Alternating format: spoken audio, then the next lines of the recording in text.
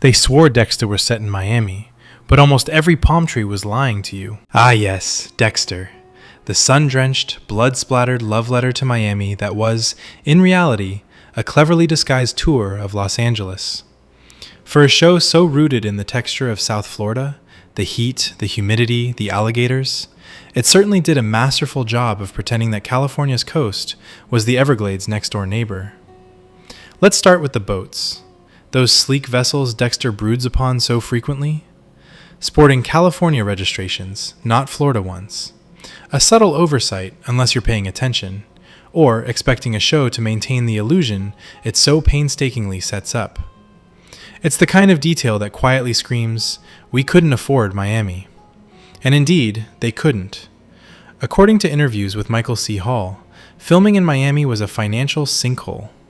Insurance costs alone were astronomical, so production fled to the relative fiscal safety of Los Angeles. Ironically, they ended up needing that very insurance when Hall himself managed to crash a boat into a dock, racking up nearly $9,000 in damages. Talk about poetic budgeting. In truth, only a sliver of the show, the majority of the pilot episode, was actually filmed in Miami. After that, hurricane season and ballooning costs pushed the rest of the production to California, where the backdrop was easier to control and far less prone to flooding. But the cracks in the Miami mirage go well beyond nautical details. In one scene, Dexter frequents a bowling alley that features unmistakable California lottery machines in the background. Apparently, no one on set thought to cover those up, or perhaps they simply assumed the audience would be too dazzled by blood splatter analysis to notice. And then there's the curious case of Trader Joe's. To the untrained eye, it's just another set dressing. But to those with a background in retail, it's practically a jump scare. Products from the famously West Coast-centric grocer appear sprinkled throughout the show, most notably at Rita's house, because of course she's a Trader Joe's mom. The type who would, without hesitation, drive for hours to stock up on almond butter and frozen mandarin chicken. You can almost see her carefully arranging the haul in her kitchen, while Dexter quietly sharpens his knives in the background. These anachronisms and accidental product placements might seem trivial, but they chip away at the authenticity of a show that sells itself on atmosphere. There's something amusingly surreal about watching a serial killer operate in a version of Miami where the cereal boxes scream Southern California, and every background detail whispers, "This isn't Florida." In the end, Dexter is a triumph of illusion, but it's an illusion held together with Trader Joe's snacks and duct tape. And once you start noticing, it all begins to unravel. They always talk about Trinity, but the most terrifying thing Dexter ever showed was a mother begging a predator to keep her daughter safe from her own husband. For a show centered around a vigilante serial killer with a conscience, Dexter never lacked for darkness. But some seasons took that darkness and turned it into something deeply, viscerally unsettling. While the show's quality wavered wildly over the years, its ability to disturb never fully diminished. The horror, however, evolved, from the methodical eeriness of early seasons to the grotesque spectacle of its later years. Season 8, the final descent into body horror. Though widely panned as the weakest season overall, Dexter's 8th outing delivers one of the most viscerally disturbing moments in the series, the brutal murder of Zach Hamilton. Not only is his death deeply unsettling, but the way it's presented, recorded footage of Oliver Saxon sawing through Zach's skull while he's still alive, pushes into full-blown horror territory. Add the jarring juxtaposition of make-your-own kind of music playing over this human butchery, and the result is a moment that's not just creepy, but indelibly scarring. Saxon himself may not have the narrative heft of earlier villains, but in terms of sheer sadism, he easily ranks among the most terrifying. Season 5 abandons the surgical precision of previous killers for something more raw and repugnant. Jordan Chase and his band of pseudo-alpha sycophants are less refined evil and more chillingly realistic. Predators cloaked in motivational slogans and male entitlement. The image of tortured women, filmed and stuffed into barrels like refuse, strikes a nerve, especially given the disturbing undercurrent of incel ideology masquerading as dominance. That these men nearly got away with it, foiled only by Dexter's last-minute rental of a moving truck, makes the horror feel all too plausible. One shudders to think where Jordan Chase would be in a different timeline, likely running for office. If you're in the mood for apocalyptic zealotry and literal blood drinking, Season 6 is happy to oblige. Travis Marshall, aided, or so we think, by the ghostly Professor Geller, drags viewers into a fever dream of theological psychosis. The biblical tableaus are grotesque enough, but it's the commitment to the horror aesthetic that makes this season stand out. From a woman forced to drink blood, to a corpse used as a prop in Dexter's own twisted counter-message, the season leans heavily into its horror movie trappings. It's unsubtle and often absurd, but undeniably creepy. And then there's Trinity. The gold standard of Dexter antagonists, Arthur Mitchell doesn't just kill, he corrodes everything around him. His violence is surgical and ritualistic, but it's the terror he instills in his own family that elevates him to a new level of dread. One particular moment stands above the rest, a mother begging a grown man to keep her teenage daughter secret, because the alternative is her husband's wrath.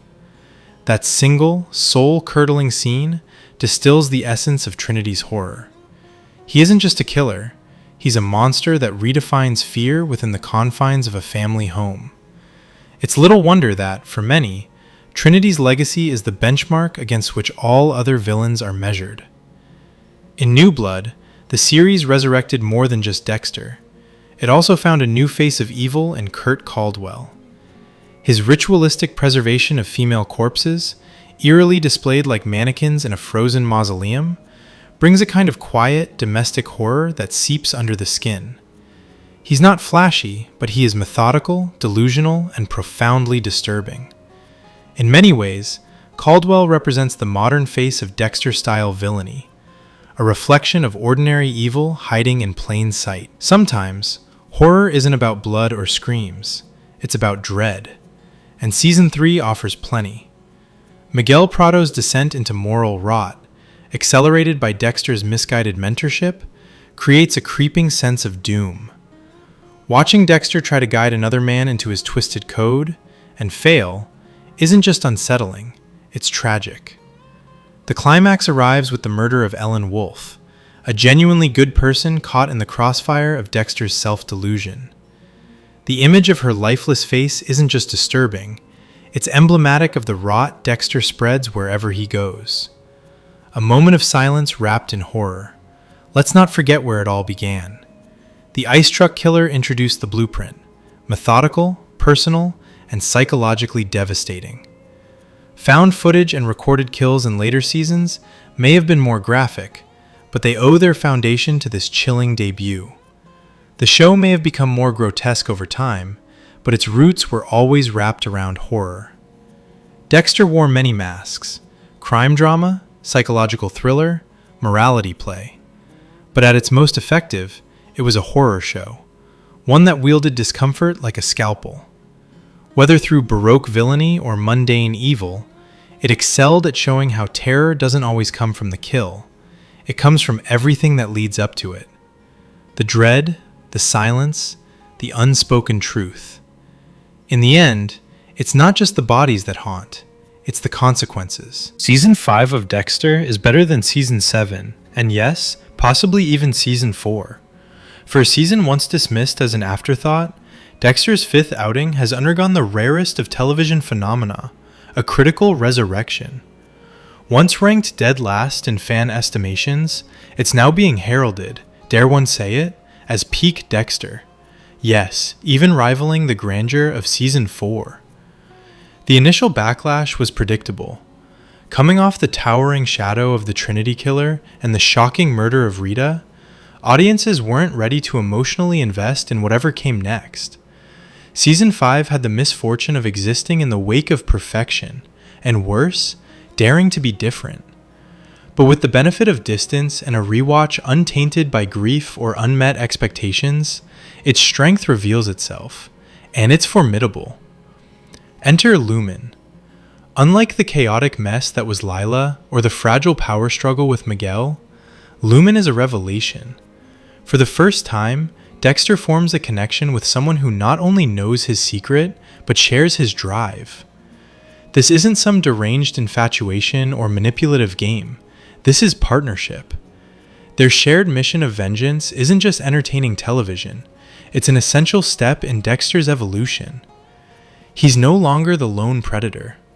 With Lumen, he finds something he never truly had before: emotional reciprocity. For once, Dexter Morgan isn't the only one hiding a monster. Their pursuit of Jordan Chase and his depraved circle provides a focused, intimate arc that echoes the best of the show's earlier seasons. Cole's death scene is a particular standout, not for the violence, but for the quiet intimacy of it. Dexter finally gets to share the ritual, not out of desperation or manipulation, but mutual understanding. It's everything his alliances with Miguel and Lila failed to become. It's also no coincidence that this emotional depth arrives right after Rita's death. It's clear the writers intended this arc as a form of redemption. Dexter is allowed to process grief, however distorted, and the show explores his potential for genuine human connection. Scenes with Astor, in particular, hint that Dexter might be capable of something resembling actual fatherhood. The emotional stakes are higher, and for once, they feel earned.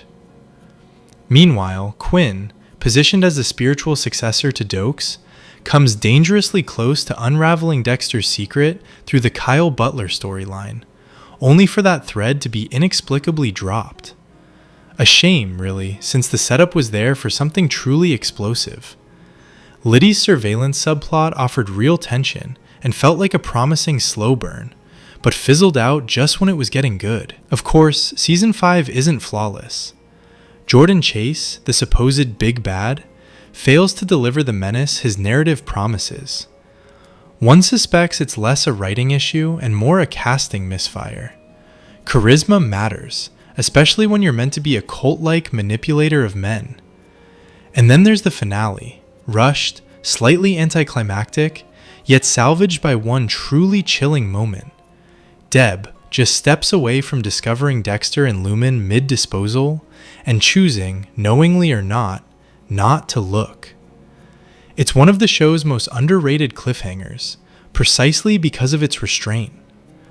As for rankings, Season 5 deserves a reevaluation. A solid argument can be made to place it just behind the heavyweights, Season 4, 1, and 2. Certainly above the muddled chaos of 6 and the cartoon villainy of 8. Even Season 7, with its highs and lows, has competition. Season 5 may not offer the most shocking twist or the most iconic villain, but it offers something far more rare in the Dexter universe: growth. It's a season about recovery, redemption, and the tantalizing possibility that the monster might not be completely alone after all. Hot take? Perhaps. But if Dexter had ended here, with Harrison's birthday, a reconciled family, and a quiet acknowledgement that someone saw Dexter and didn't run screaming, it would have been a near-perfect conclusion. If they turn Quinn into another angel, the show's officially out of ideas. Let's get one thing straight. If Dexter Newblood intends to drag Quinn down the same dogged Avenger path Angel Batista just trod before dying a dramatically obvious death, the writers will have officially stopped trying. Quinn is not Angel. He's not haunted by duty or martyrdom. His entire career has been a delicate balance between self-preservation and looking just competent enough to avoid paperwork. So no, he's not going to throw away his life for a crusade. But that doesn't mean he won't show up. In fact, Quinn's return is almost inevitable. After all, he didn't get those strange calls, attempt to reach Angel, and find out hours later he was dead, just to shrug and pour a drink. If he does head to New York, it won't be as the next Miami Metro emissary hot on Dexter's tail. It'll be personal. Closure, guilt, a gnawing suspicion he never fully silenced. Whatever the motivation, Quinn would arrive with questions, not a warrant. And that's what makes the potential so interesting. Quinn doesn't need to be another copy-pasted cop on Dexter's trail. He could be the wild card, the reluctant investigator piecing things together because he has to, not because he wants to. Flashbacks could fill in the blanks. Perhaps Angel reached out to Quinn before heading north, maybe even shared a photo of Leon Prater with Dexter in the background. Quinn's arc could run parallel to the main plot, a man chasing the truth while desperately hoping he doesn't find it. Imagine the scene. Quinn confronting Dexter, not as an avenger, but as a man who's seen too much and wants to hear it from the devil's mouth. Maybe he even throws Angel's photos on the table. "Make this make sense," he demands. There's no badge in hand, just suspicion and unfinished business. Then there's Claudia. Remember the Bay Harbor butcher slides? They're missing from evidence. The plaque and stand left behind like some museum exhibit someone quietly looted. All it would take is a few phone calls for Claudia to confirm they're gone, and the dots start connecting themselves. Angel's suspicions about Dexter, the BHB-style murder of Ryan Foster, and Dexter's oddly specific knowledge about the New York Ripper's weapon of choice. This is not just sloppy coincidence, it's narrative gunpowder, and Claudia is smart enough to light the match. Now picture Claudia and Quinn in reluctant orbit.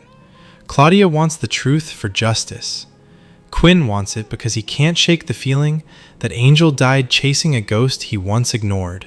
They butt heads, trade half-truths, maybe even work together, for very different reasons. Claudia's obsession grows, potentially overtaking even her Ripper fixation, while Quinn tries to stay ahead of the fallout. And then, lurking at the edges, there's Masuka. The idea that Vince Masuka, forever the comic relief, might outlive them all and stumble into the final truth has a certain twisted poetry to it. Dexter once joked that Masuka would be the one to catch him, and wouldn't that be ironic? Not poetic justice, just bitter, hilarious irony. Of course, Masuka's role is a logistical long shot. Like Quinn, he's still employed at the overwhelmed, underfunded Miami Metro. Dragging him to New York would stretch credibility to its limit. Angel worked as a legacy cameo because he was retired and conveniently available. Quinn and Masuka aren't. More importantly, it would betray Quinn's defining character arc to suddenly turn him into a relentless truth seeker. After the whole Liddy debacle, which, let's not forget, Quinn caused by putting him onto Dexter in the first place, he backed off. Self-preservation won. He decided knowing the truth about Dexter was a luxury he couldn't afford. And frankly, it wasn't worth the body count. That's precisely why giving Quinn a parallel investigation, not one aimed at arresting Dexter, but simply understanding him, could finally give the character depth. He doesn't want justice. He wants answers. And that distinction makes all the difference. Whether Angel returns in flashbacks remains to be seen. It might undercut the pacing, or it might enrich the narrative. Either way, Quinn deserves more than background noise and casual cameos. If used wisely, he could be the show's moral echo chamber. Not a hero, not a villain, but a man finally forced to look into the abyss he spent a decade politely ignoring. And if Claudia is the one to catch Dexter, fine. If Masuka, of all people, stumbles into it, poetic nonsense, but entertaining. But if Quinn ends up facing Dexter one final time, not with handcuffs, but with the heavy weight of everything he didn't do back when he had the chance, now that would be a scene worth writing. The worst idea Dexter fans ever had, a Masuka spin-off. There's a certain kind of desperation in trying to wring a compelling television series out of a side character best known for his inability to keep a joke, or his hands to himself. Enter Vince Masuka, Dexter's resident forensic tech, human innuendo generator, and walking HR liability. The suggestion of a Masuka-centric spin-off isn't so much a creative leap as it is a Hail Mary thrown from the depths of franchise fatigue. Let's start with the defense. Proponents of the hypothetical Masuka the series imagine a world where the sleazy comic relief of Dexter is suddenly transformed into a complex, brooding genius with a shadowy past. They envision episodes filled with overlooked forensics wizardry, hidden emotional depth, and, why not, a dash of secret darkness. Maybe he's solving cold cases. Maybe he has an arch nemesis. Albert Chung, apparently. Maybe it's a Better Call Saul-style redemption arc for the man whose entire personality revolved around jokes about genitalia. Anything's possible in fiction. That doesn't make it a good idea. What the optimists fail to account for is that Masuka's appeal, such as it was, thrived only in the margins. He was a background character, a break in the tension, a quick punchline, and, occasionally, a cautionary tale about how not to behave in a professional setting. Give him too much screen time, and the veneer cracks, revealing what little is actually there. A one-note character built almost entirely on adolescent humor and awkward social cues. The moment he stepped beyond that role, cue his emotional meltdown over no one attending his event, or the rushed, utterly unearned daughter subplot, the result wasn't pathos, it was indifference. And then there's the issue of tone. A spin-off implies stakes, drama, perhaps even evolution. Masuka, as he exists, offers none of the above. His humor aged out years ago, and in today's climate, he'd be escorted out of Miami Metro within 5 minutes of arrival. The very idea of building a serious, narratively rich show around a man who functions best as comic relief feels like grasping at straws. Even if, by some miracle of writing, the show managed to strike gold, crafted with nuance, dripping in noir, pulsing with tension, it would still collapse under the weight of its own implausibility. A gritty retcon of Masuka's life wouldn't just be out of character, it would strain the internal logic of the Dexter universe. The idea that he's been moonlighting as a vigilante, solving high-stakes crimes off-screen, is laughable. If Masuka had taken down 8 Colombian drug lords between seasons, someone might have mentioned it. Ultimately, the appetite for a Masuka spin-off seems rooted more in irony than genuine enthusiasm. The truth is, Vince Masuka worked best in small doses, and even that is being generous. A full series centered around him would be like turning the punchline into the protagonist. Exhausting, unfunny, and, frankly, unnecessary. The real villain of Dexter wasn't the Trinity Killer. It was the writer's obsession with making him lovable. For a show that begins with such a confident grip on its central character, Dexter manages to unravel into a staggering mess of contradictions and wasted potential. What starts as a disturbingly intimate portrait of a cold-blooded killer devolves into a tedious carousel of emotional self-discovery, punctuated by half-baked character arcs and an increasingly neutered sense of danger. The psychological consistency of Dexter Morgan, once the series' most compelling asset, is sacrificed at the altar of audience sympathy and network longevity. In the early seasons, Dexter is presented not as a charming anti-hero, but as a predator with a mask. Blood isn't just a motif, it's an addiction. His obsession is tactile, primal. His trophies are not symbolic, but necessary. And rather than being some vigilante janitor mopping up the messes the police can't handle, Dexter actively interferes with investigations, simply to secure his next fix. He doesn't kill because justice demands it. He kills because he must. The so-called code is merely a convenient leash. But somewhere around season 5, this carefully crafted psychological profile is tossed aside in favor of a tiresome existential crisis. Each subsequent season hits the same weary note. Can Dexter feel? Rinse, repeat. Apparently, the answer is yes. He feels bored, just like the viewers. Rather than exploring the deeper, more disturbing layers of his compulsions, the writers opt to soften him. His darkness fades into background noise, replaced with endless brooding over fatherhood, romantic entanglements, and a parade of increasingly irrelevant side characters. By the time the final seasons limp across the finish line, Dexter is no longer a psychological enigma. He's a suburban dad with a knife collection. Of course, there are explanations. Behind the scenes, Dexter suffered from the sort of production chaos that inevitably kills character continuity. The show cycled through 3 different showrunners across its 8-season run, each with their own ideas about what Dexter should be. Clyde Phillips, seasons 1 to 4, understood the value of keeping him dangerous and unknowable.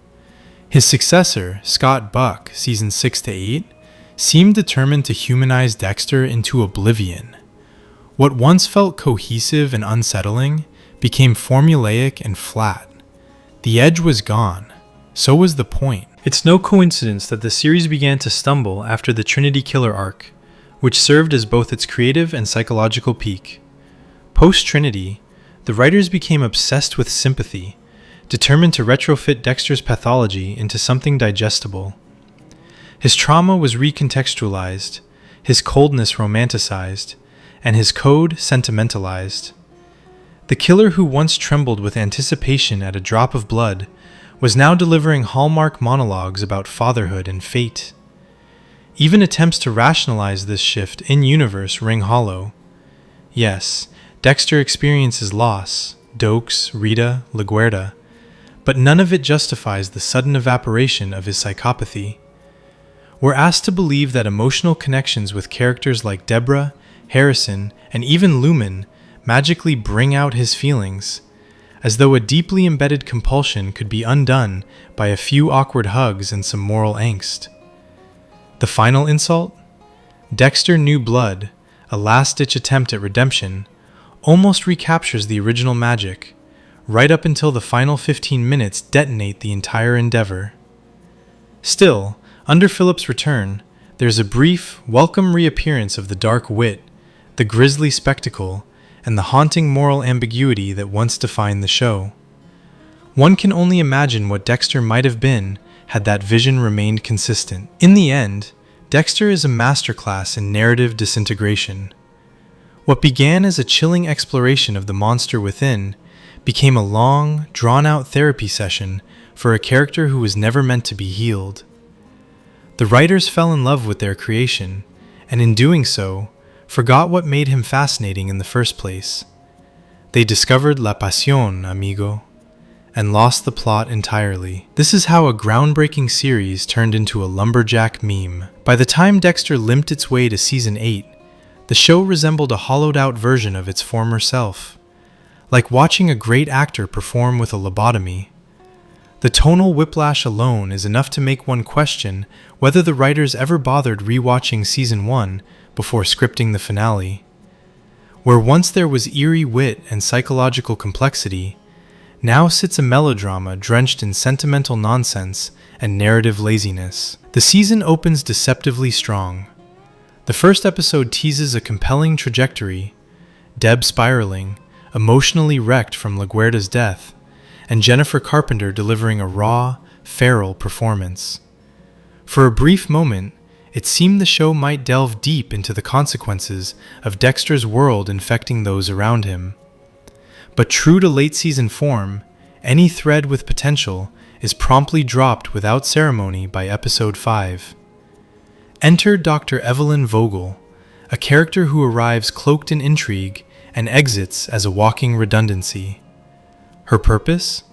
Apparently to parrot Harry's code under a new name, despite offering no new insight beyond what the series already explored for 7 seasons. By the time her own son, who, conveniently, is the new big bad, appears, it becomes clear the show has traded narrative weight for soap opera-level contrivance. Speaking of contrived, Dexter's supposed evolution into a man who now cares deeply for others manifests as him doing, essentially, nothing. He barely kills, barely investigates, and by the finale, seems more bored than brooding. The infamous finale itself is a spectacle of absurdity. Dexter stabbing Saxon with a pen under Batista's nose is played with such dramatic tension you'd think it was Shakespeare. Instead, Batista delivers the baffling line, "Dexter, why did you come here alone?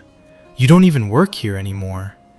As if Dexter's career status were the primary concern in the middle of a murder investigation. The final insult comes as Dexter urges Hannah to flee to Argentina with Harrison, then tosses his phone into the ocean and drives into a hurricane, literally.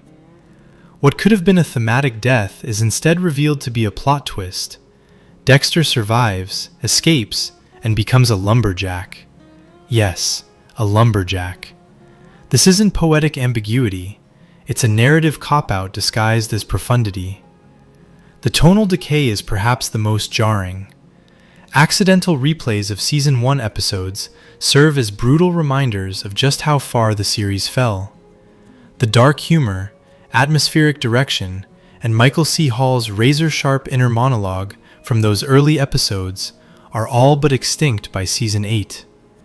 What remains feels like a soap opera spin-off starring Dexter's emotionless clone and his doomed romance with Hannah McKay, whose chemistry is about as combustible as wet cardboard.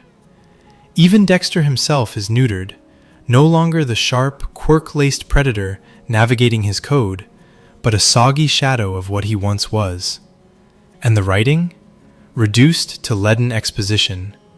Take Batista again, earnestly explaining to the audience how much time has passed, as if the characters and the viewers had collectively forgotten how calendars work. And yet, not all was utterly lost.